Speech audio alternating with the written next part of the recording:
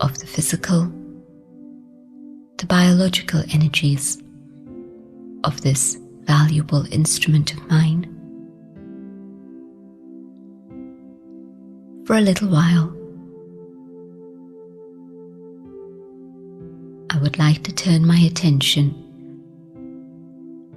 away from my physical energies and focus my energy inwards.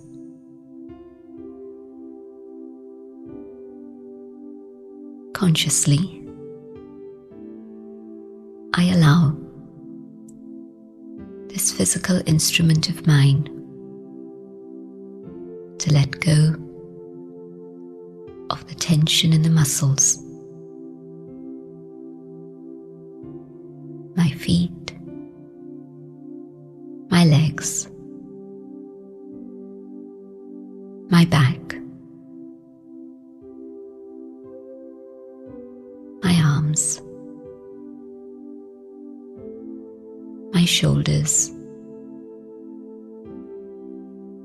my neck,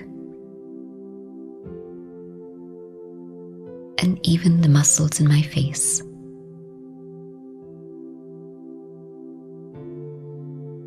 I let go of the tension of hanging on, and everything becomes calm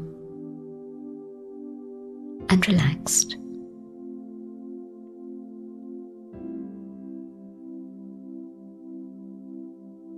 And now, instead of looking outwards, I allow my mind to look within.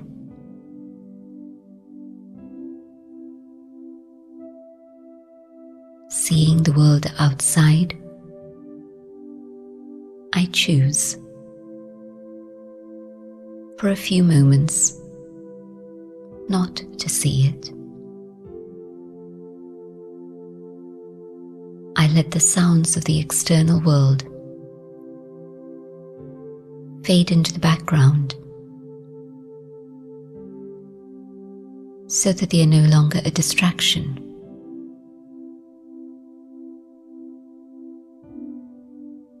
And on the screen of my mind, I visualize a point of light.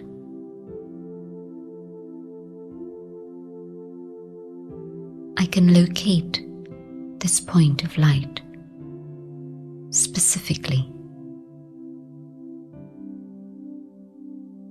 As the body sits quietly, become aware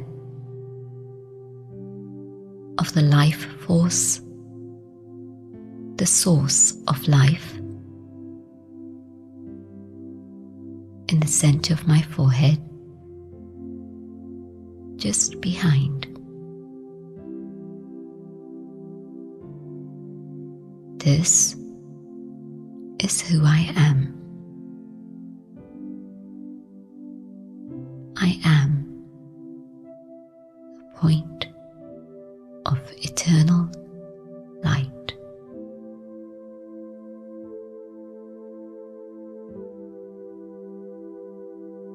In this awareness of my eternal form, I gather the full force of my energy within.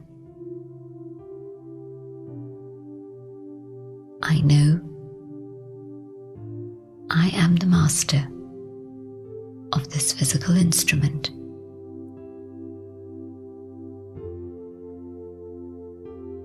I can now direct the way in which my physical senses function, what it is I see through these eyes, what it is I choose to communicate through my lips. and even what it is I wish to absorb from the information coming to me through my ears. I, the being of light, the eternal soul, am the creator. I, this point of infinitesimal energy, am the master.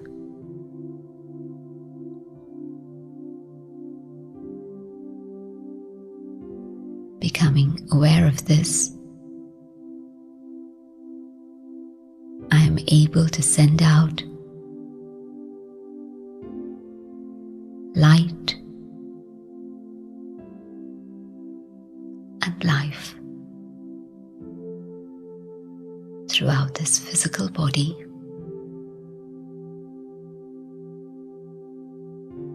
and use this body for that which is constructive, that which is filled with goodness.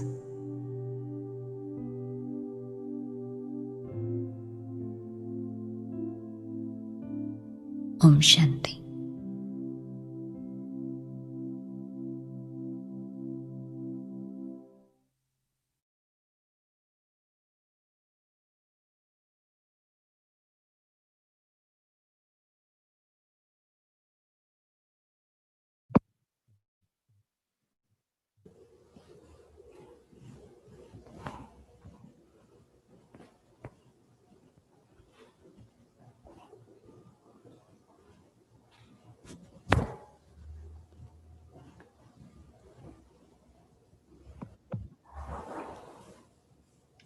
Good evening, everyone.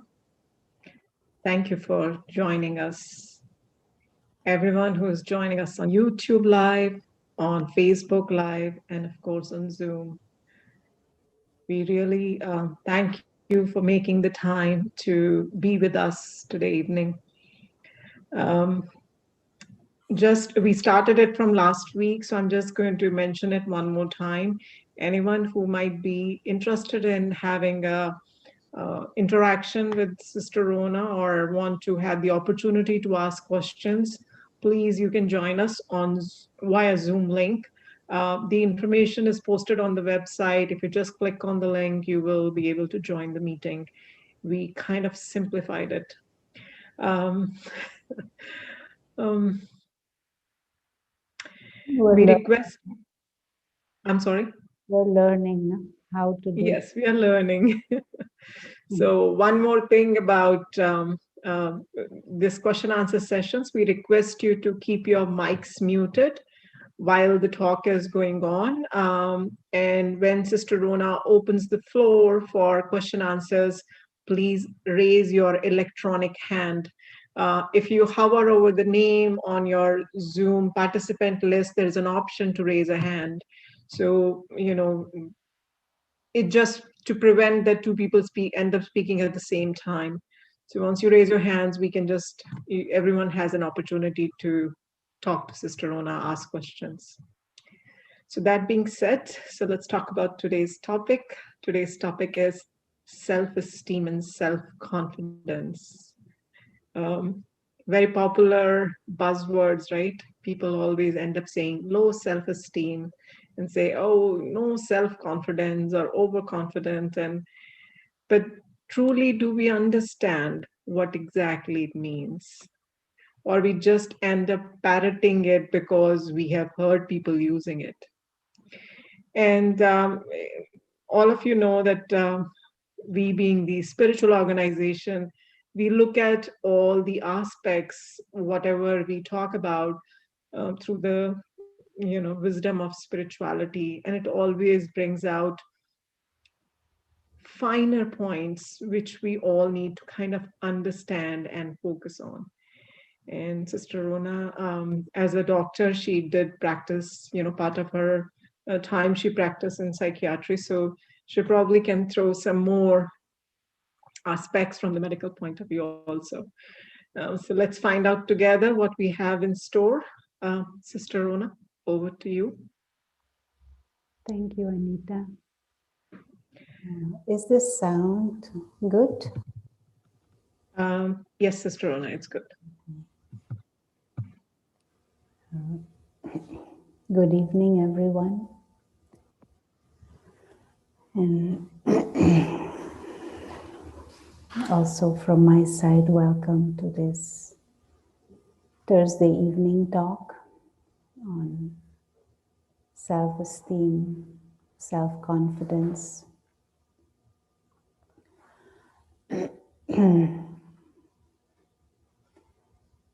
Within the area of psychology, they say that two of the biggest problems that they see in clients, in patients these days is one, lack of purpose,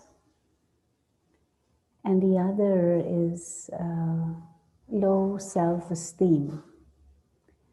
And generally in the medical world, the only tools that we have to deal with something like that is to have therapeutic sessions in which there is a lot of talk going on.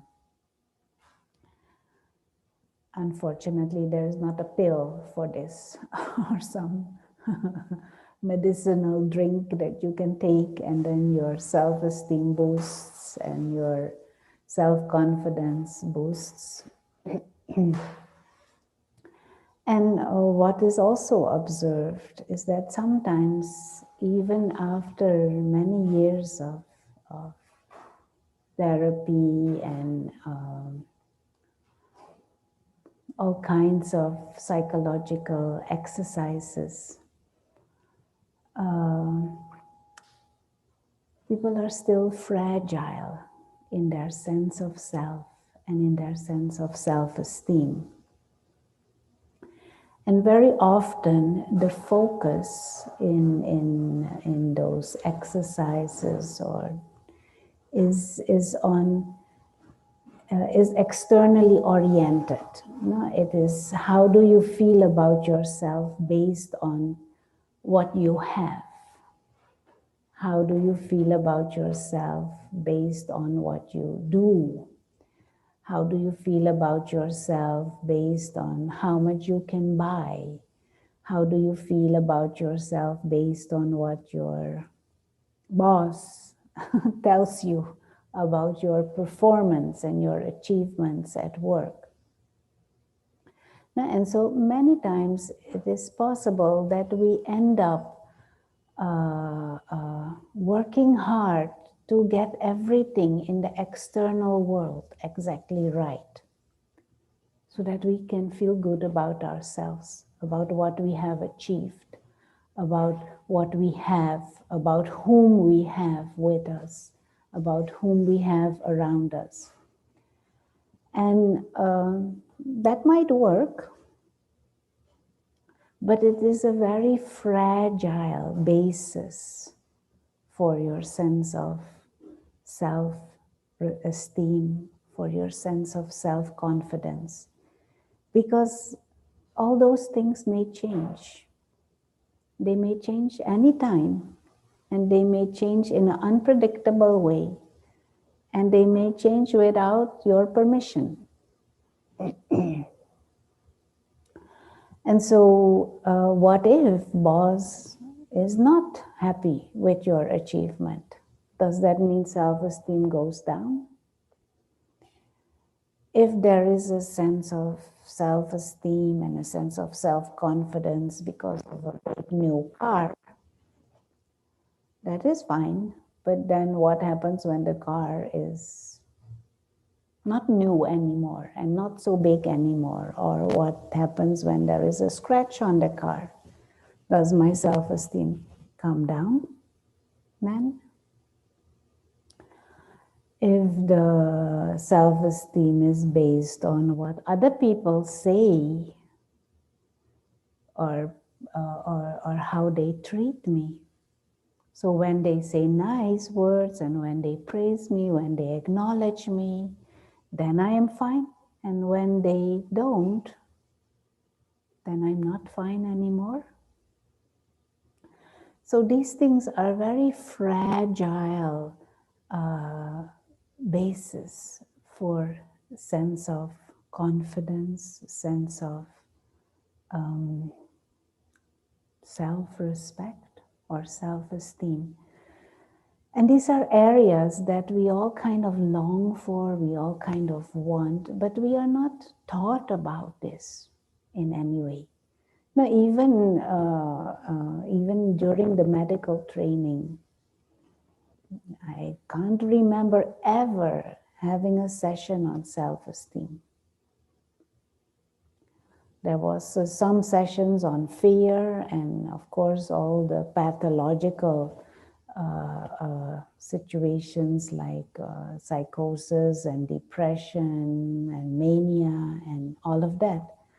But simple, basic things like a good sense of esteem for the self, it is never discussed. And so we are not taught about these things, though we long for them. So in tonight's talk, we will just explore a few areas that we can pay more attention to and reflect more on and maybe experiment with, so that you can have some tools on your journey. It is not that after tonight's talk your self-respect will be up there, because there are years of habits of thinking in a certain way, of doing things in a certain way. It requires a certain attention and a certain dedication to grasp what really self-respect means, and how can I look at myself and maybe look at life in a broader and maybe even a more spiritual way. And so one of the areas that they observe in people who have a healthy sense of self-esteem, a healthy sense of self-confidence, people who feel for themselves that they are quite stable in their inner mood, a deeper sense of contentment with life, and who are confident, is they are able to laugh at themselves, to not take the self too seriously all the time.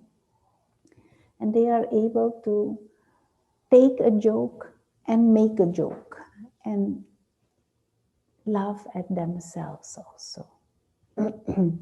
So there is this inner ability which is not necessarily need to be there, not need to be inborn.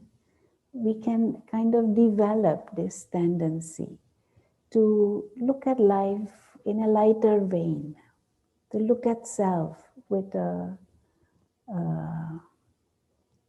how do you say that, with some salt? Don't be too heavy and too serious all the time. And if there is a mistake made, laugh at the self. Learn from it and laugh. Now this is a nice slogan. Learn and laugh. Learn and laugh. Self. Learn and laugh at the situation. See it from a lighter perspective. And I'm not talking necessarily about huge, major issues in life, because they might not be so easy to laugh at initially.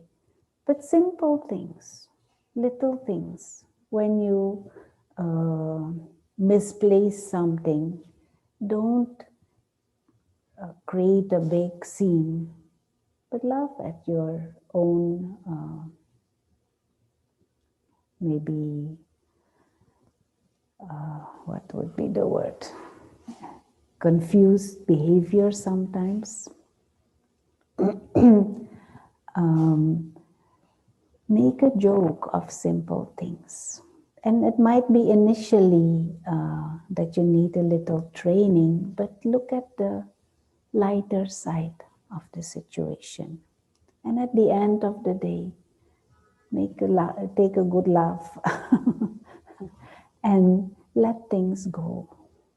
No, don't emphasize on little things that maybe did not go the way you would have wanted to, or that you would have expected. Now, they say about the difference between an optimist. You know what is the difference between an optimist and a pessimist? One way to show the difference between an optimist and a pessimist. Optimist says, "Good morning, God." And a pessimist says, "Good God, morning."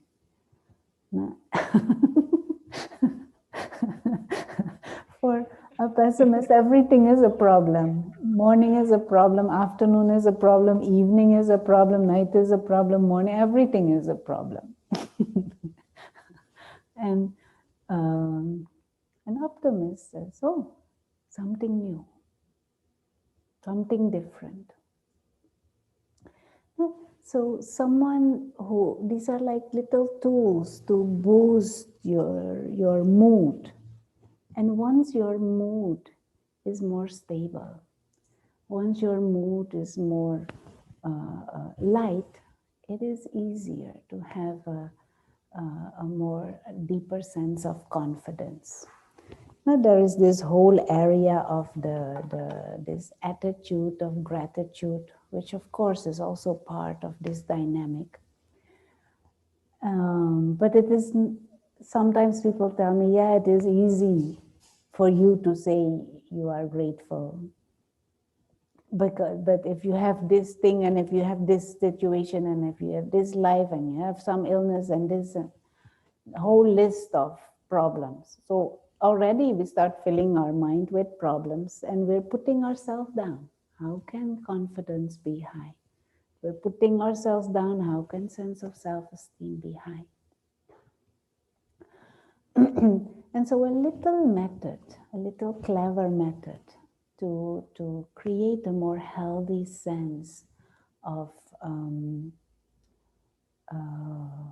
gratitude is to focus on little miracles, to focus on the good in things and the good in people, to focus on the benevolence and little things. No? Sometimes we are in these kinds of discussions, and I say, but these eyes are miracles. Have you ever in the morning said, wow, 2 miracles right here? And we expecting and hoping for some big miracle somewhere happening, some lottery or whatever it is. Yes, that is nice also. But these are miracles you already have right here in your hand. Every morning you wake up and the body breathes and heart beats. The whole body is like a miracle. Even if there is some pain here and some ache here and maybe something doesn't work too right or some joint in a jam, still, body works. Brain is another miracle. Nature gives us so many things. Every morning the sun comes up. And you go to the bathroom and you open the tap, water comes out. That is a man-made miracle, but still, I did not do anything to install all those pipes and whatever. Can't we be grateful? You turn on the hot water tap, hot water comes out. So these are little things. See the beauty in little things. See, have a sense of gratitude for little things and also big things. There is here in New York City, there is an immense network of subway. It is amazing. My head spins for all the lines going everywhere, connecting. And before the pandemic, millions of people use that thing every day. Okay, sometimes something goes wrong and sometimes trains are late and but it functions. It transports us many miles every day. We didn't do anything to create that network, and it is there for us to use. So this deeper sense of gratitude comes from focusing on these little and big miracles that are already there. Now I can also walk to the subway and complain in the mind and maybe even curse the subway. But at the same time, I can also use that different view, that different perspective. Look at this amazing system, and that is there for us to use. And this is just a little shift inside. Focus on the wonder of things. Someone smiles. Someone talks to you. There are many people in this world. Nobody ever talks to them. They go walking just to see someone and hope that the person looks at them and smiles. But we take so many things for granted. And on top of that, we desire and expect more and demand more and complain when there is that missing. So that attitude of seeing miracles, that attitude of seeing wonders, that attitude of seeing the good, it lifts your own spirit. You feel better about yourself. You feel a little proud of your mood inside. And a certain confidence naturally comes when we position ourselves like that. And this just requires little attention. You can write it on on a sticky note on your computer, stick it there. Attitude of gratitude, or this computer is also a miracle. I can communicate with people in less than a second all over the world. Or write it above your bed, stick it on the wall to remind you there's so many little miracles and wonders. Let me focus on that. And there are other things that may not be so pleasant. That is definitely there, and we don't need to ignore that. But if we flood our mind with all of those things, then that is the inner atmosphere that we are creating for ourselves. And this comes to the bigger point here is give value to your thoughts. A healthy sense of self-esteem is there in a person who has value for their thoughts. Whatever the thoughts are, whatever I think, let it be thoughts of quality. And even if I'm thinking about a situation that may not be so pleasant, let me create constructive thought or positive thoughts or even noble thoughts. Let me take a different perspective. Because what I think is in my court. It is my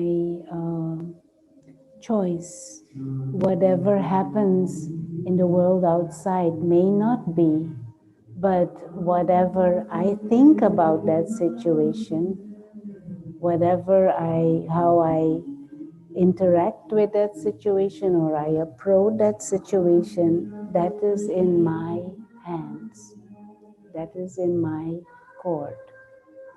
And so let me choose to have value of thoughts.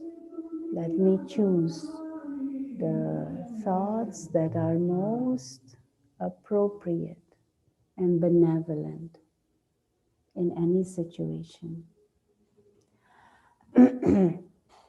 So this is like one tool. And not only have value for your thoughts, but also have value for your energy. Now, thoughts are part of your mental energy.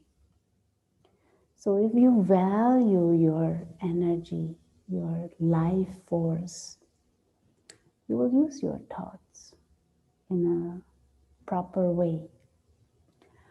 Choose what you think about. Choose how you think. And these are all things, these are little things that can be trained easily by paying attention to it. And one of the things that is very useful in this is keep a spiritual diary. We call it spiritual because, or a self-development diary, you can also call it like that, where you consciously write down things that you want to pay attention to. And then at the end of the day, you check, how did it go? What was the quality of my thinking? How did I use my energy, my physical energy and my mental energy during the day? How many miracles did I see today? How many miracles did I acknowledge today? No. Like I said, this body in itself is a miracle of nature. Now, in Manhattan, it is amazing. If you see these, what to call them, skyscrapers, I don't even know what to call these huge buildings. Amazing. And lights everywhere, electricity. This is amazing thing going on. And of course, there is the pandemic. Of course, there are economic situations, but all these other things are also there. And in the midst of this jungle, concrete jungle, there are still birds chirping here and there. This is like such a beautiful scene.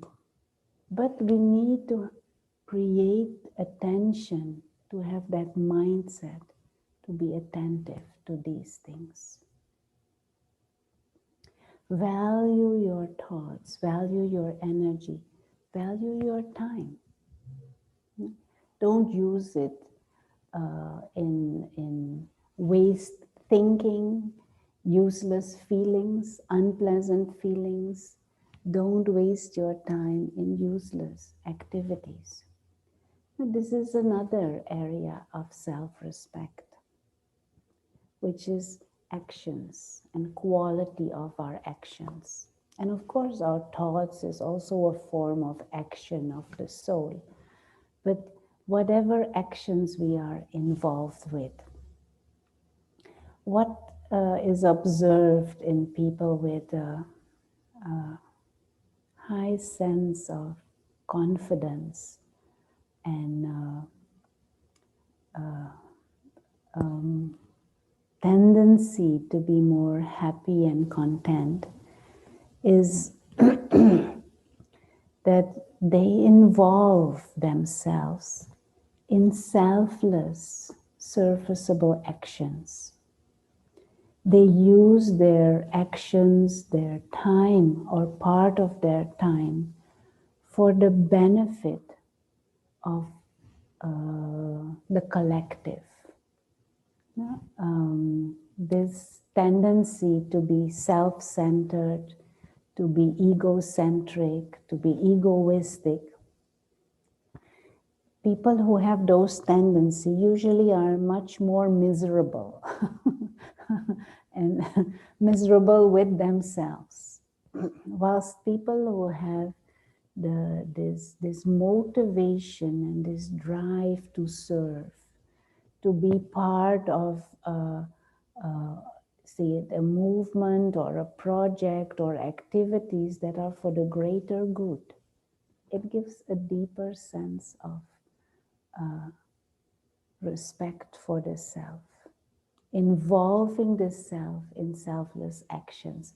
And it is not the action in itself, because the action itself can just be helping some elderly person do groceries, for example, or crossing the street.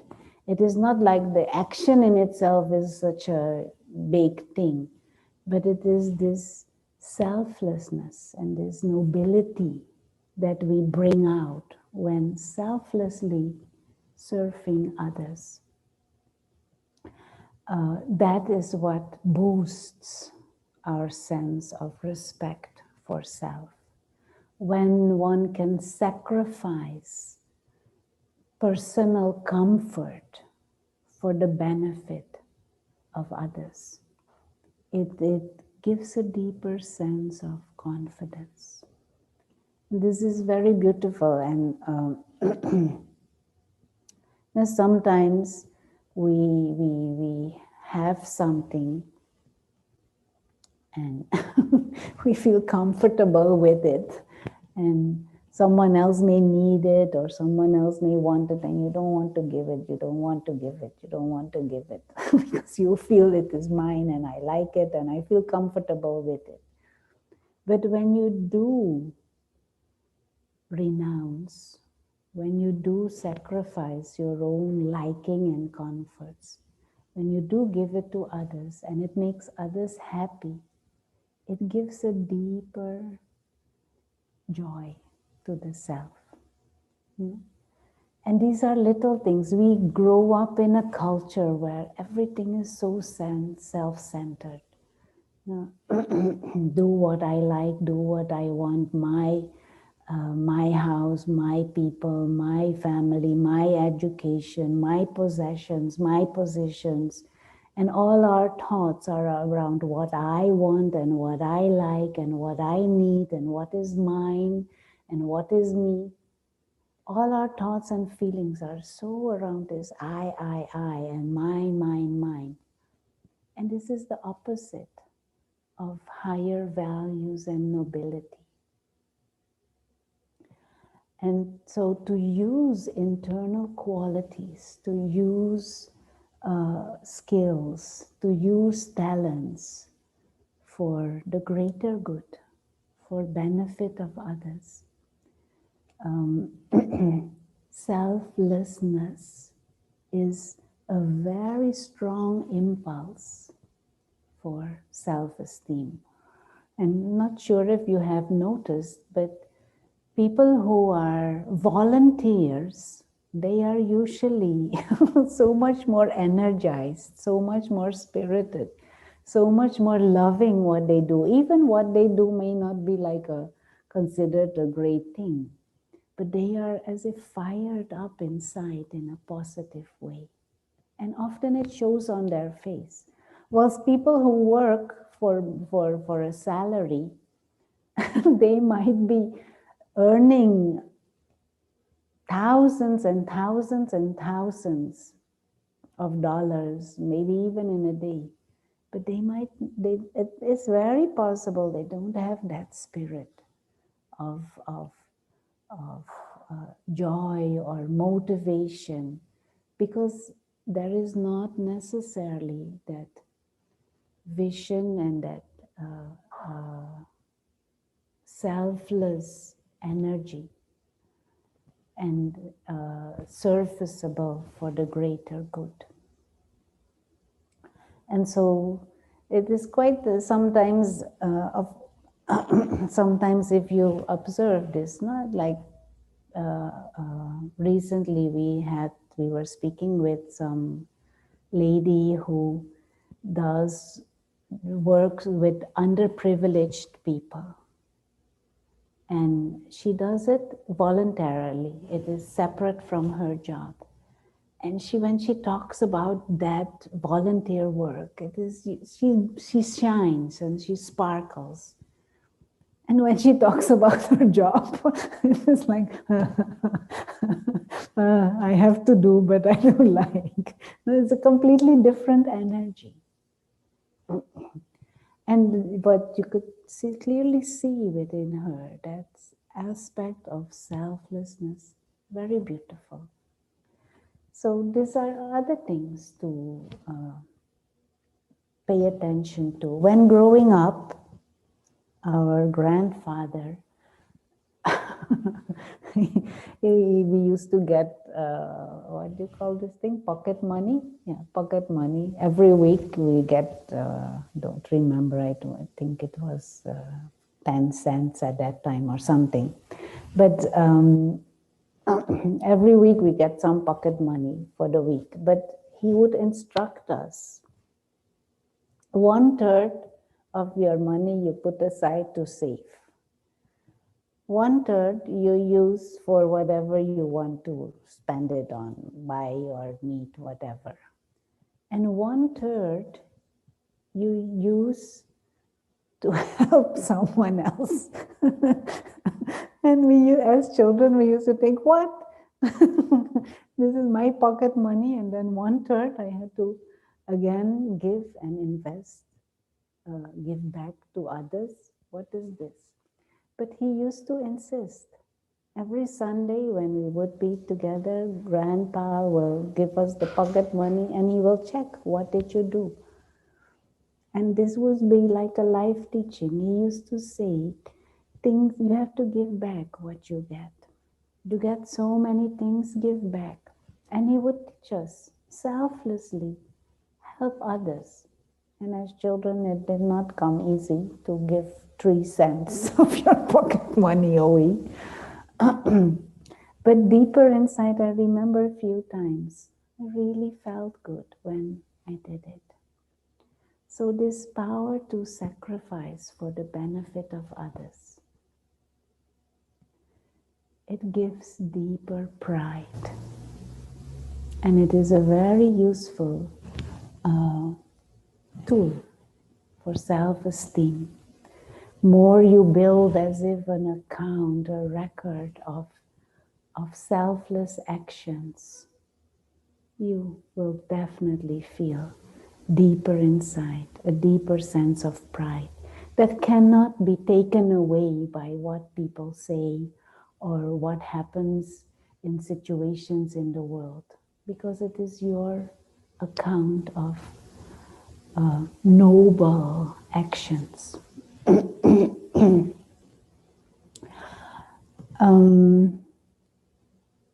Another area of self-respect is to get a more clear understanding of what self-respect really is.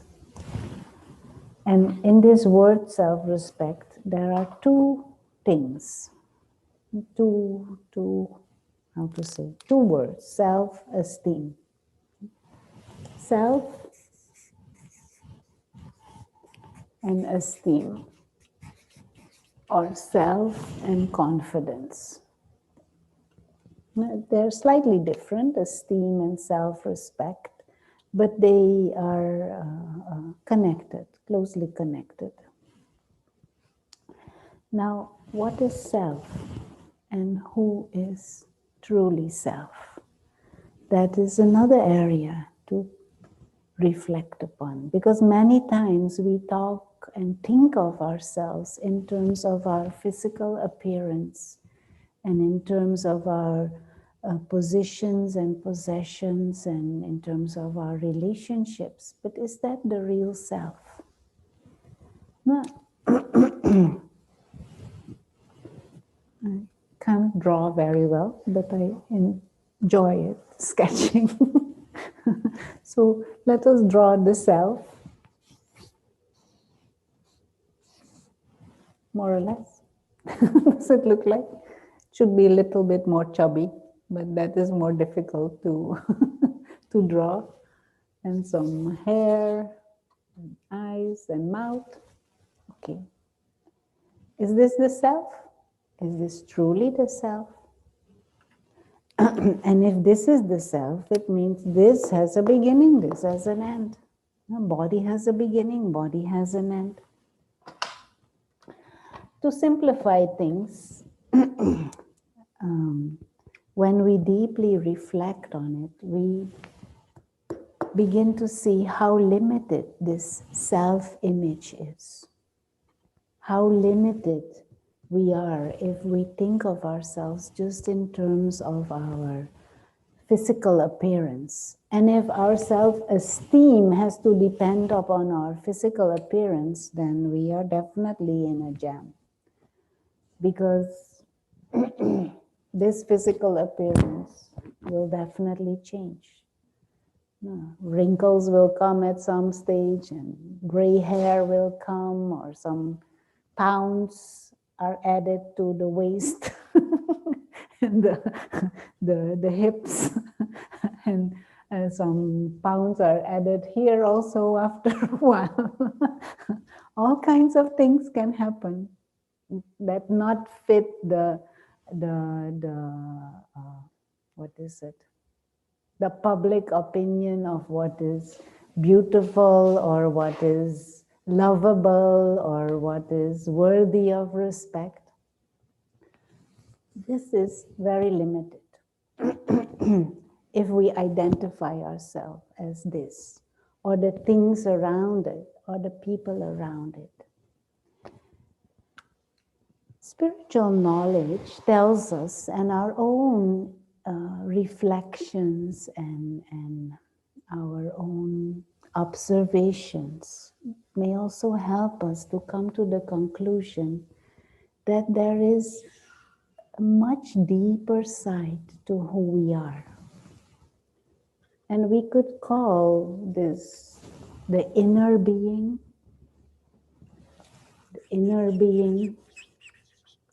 or the experiencer, inner being, the experiencer,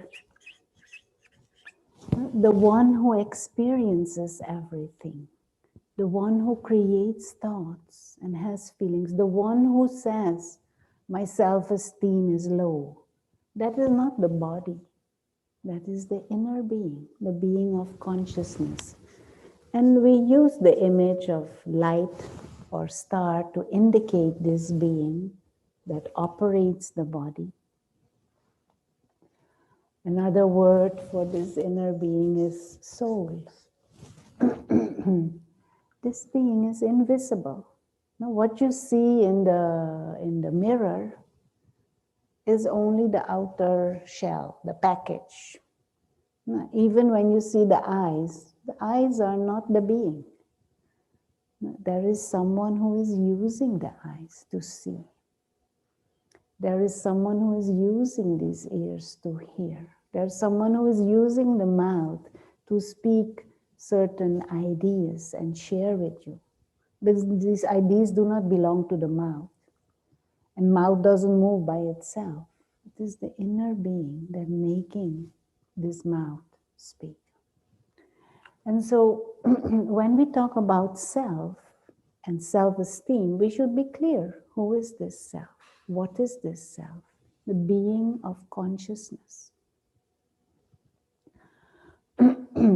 And this being uses a body, expresses through a body, is associated with a body for a temporary period of time. Like someone is associated with a car, but is not the car. Uses the car, but is not the car. And the car is just an object. The car doesn't define the person. The same way, body is like the vehicle or the car of the inner being, but the body and the way the body looks and whatever is being done through the body does not define the being.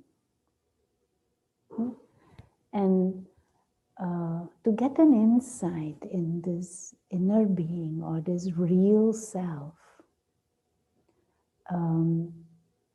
you can observe and try and see what are your deeper longings. No, that is much more aligned with the true nature of the self. No, the fact that we long for self-esteem means that at some stage in time, there was a high sense of self-esteem and there were reasons for that self-esteem. The fact that we long for peace and do anything to get peace means that peace is part of our original way of being, part of the spiritual makeup, you could say, of the self. The fact that we long for love, we long to be loving, to be loved, to be lovable. It means that deeper inside, maybe long ago, but that was integral part of our being, and maybe even in an expressed way. No, it is, you could say, like a fish. No, a fish in its natural environment is in water and feels happy in water and relaxed in water. When you take the fish out of water, he gets into stress and all kinds of complication and jumps around and does anything and everything to get back into water. And when he's in the water, he's okay again.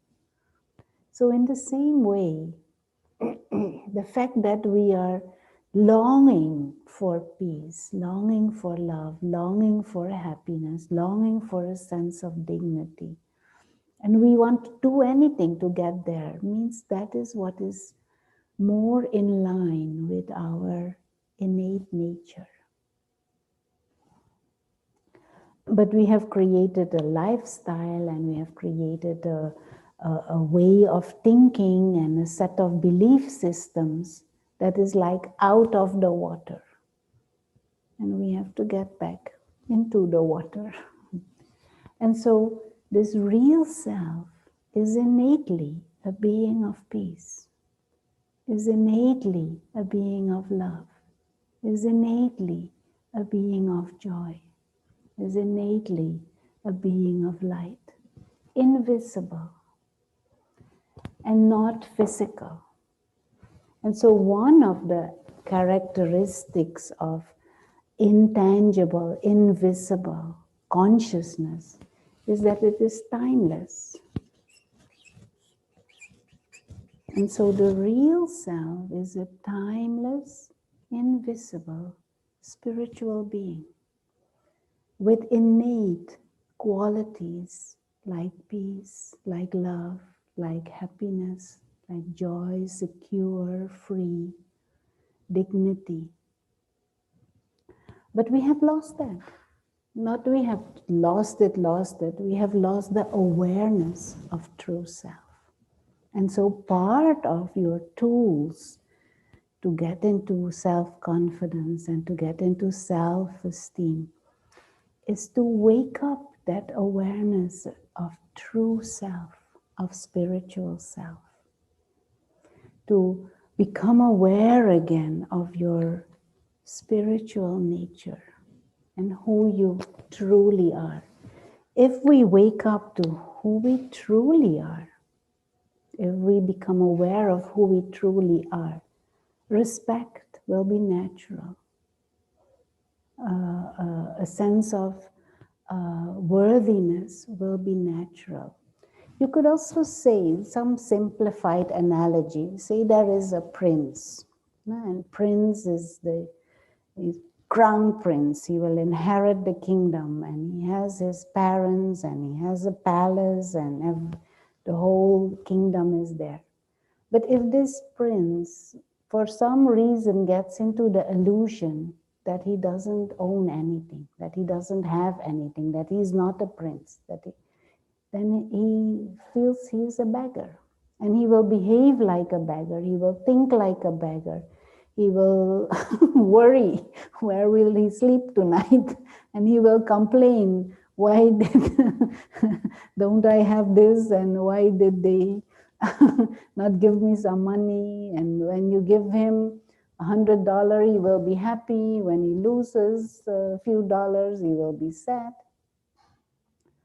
Because he is in that beggar mode, because he is in the beggar consciousness.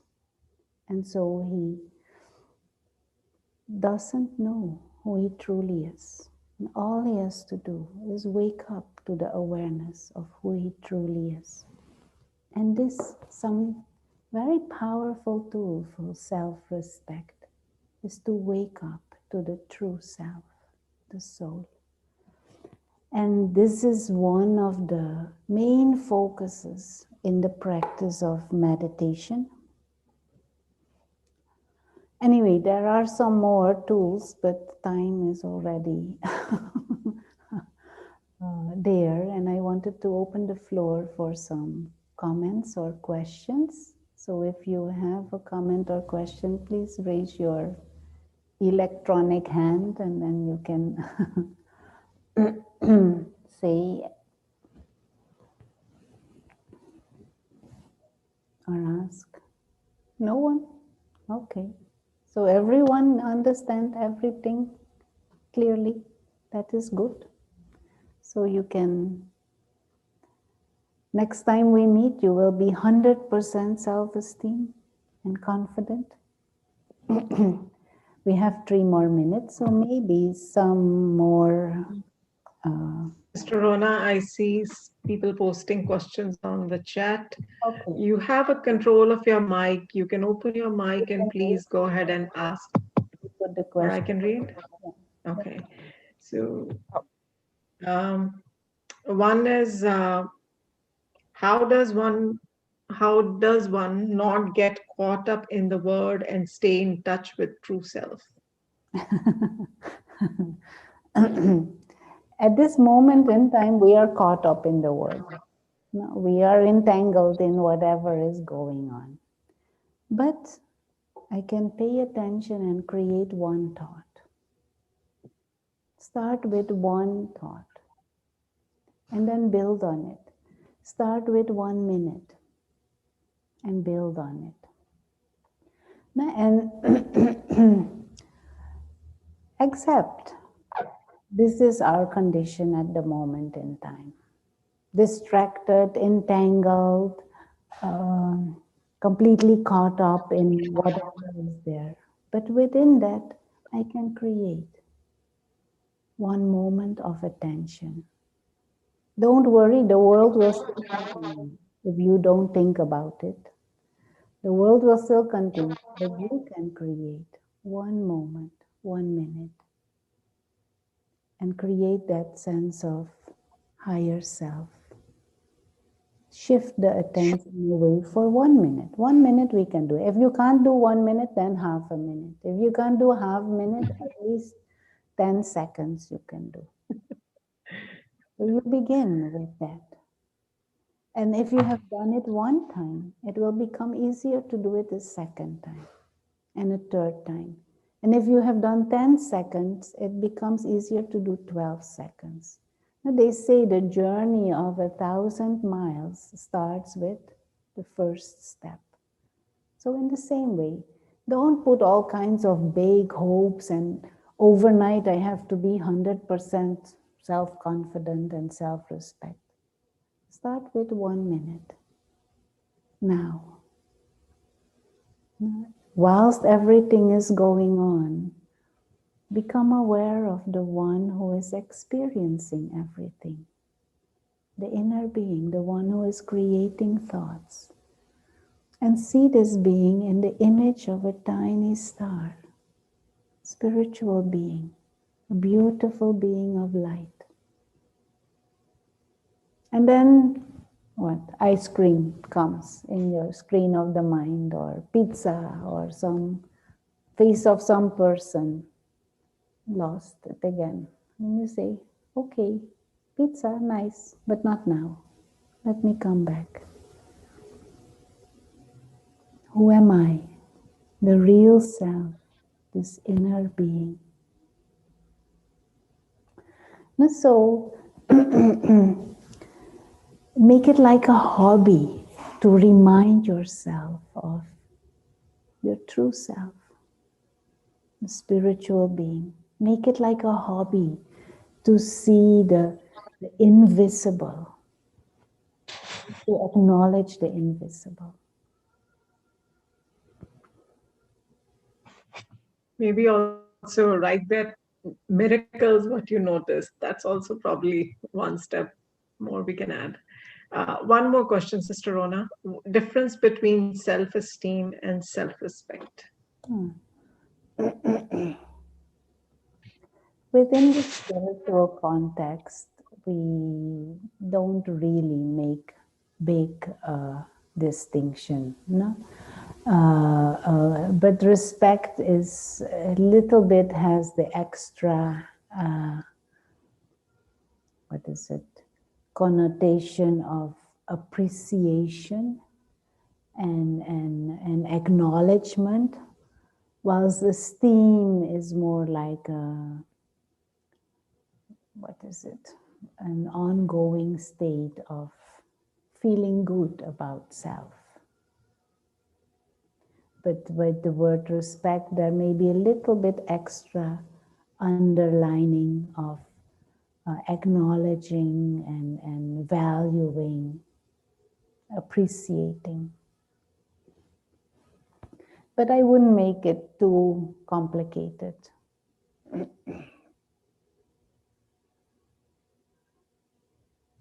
Yeah? Those are the only two questions. There are more questions? No, those were the only two. Okay, then let us close with a moment of silence. I know there is a few more things, but time is short, so we might take that up another time. Let's close with a moment of silent reflection, and in that moment, take one of these aspects, no? Or take this aspect to remind the self that truly there are many beautiful things, treasures within. Just the very fact that there is a deeper longing for wisdom, that is a beautiful thing about the self. That there is a wish for peace, that is a beautiful thing about the self. Learn to acknowledge and appreciate that. Part of your spiritual heritage.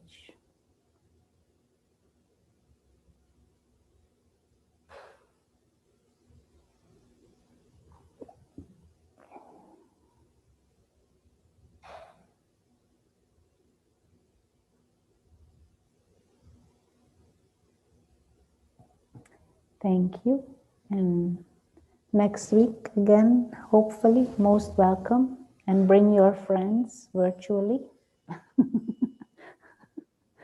On Zoom, invite your friends also. Next week is the art of relationship, I think, no, Anita? I don't exactly remember, but I think so. The art Yes, of sister. relationship. Same. Okay. See, somebody already knows that. Somebody answered that. So yes. Same. So we know at least that person is joining us. Yeah. And I know certain things have been not too clear with our website and our flyers. We are trying to streamline it easier and make things easier. So this Zoom link is just one number and no password anymore. And feel free to give it to your friends and whoever you feel might benefit from it. And they can also join, like others do, on Facebook Live on the Manhattan Center, Brahmakumari's Manhattan Center Facebook Live, or on our YouTube Live. Thank you, and have a good night. Thank you, sister. Or a good morning for those who are joining us from the other side of the world. Thank you, Sister Thank Rana. you. Thank you, Om Shanti, sister. Thank you. Thank you, Om Shanti. Thank you, Om Shanti. Thank you, everyone.